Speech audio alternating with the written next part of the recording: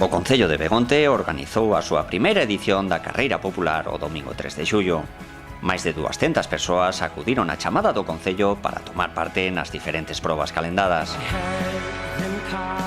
Así, os organizadores programaron en primer lugar unha carreira non competitiva para os nenos prebenxamíns, que iría seguida de 3 probas para os máis pequenos distribuídas por idades.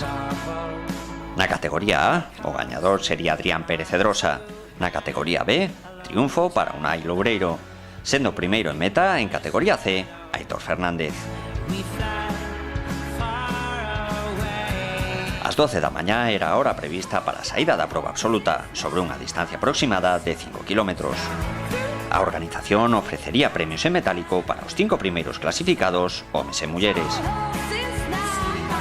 Preto de 150 atletas tomaron a saída que discurría polo Concello de Begonte nun circuito pechado ao tráfico. O vencedor absoluto da proba foi o atleta do Real Club Celta, David Santos, que superou ao seu compañeiro de clube, Gonzalo Vasconcelo. A poucos segundos chegou o terceiro clasificado, Juan Antonio Gude, ocupando os 2 postos restantes con dereito a premio en metálico, Manuel Martínez e Brais Rozados.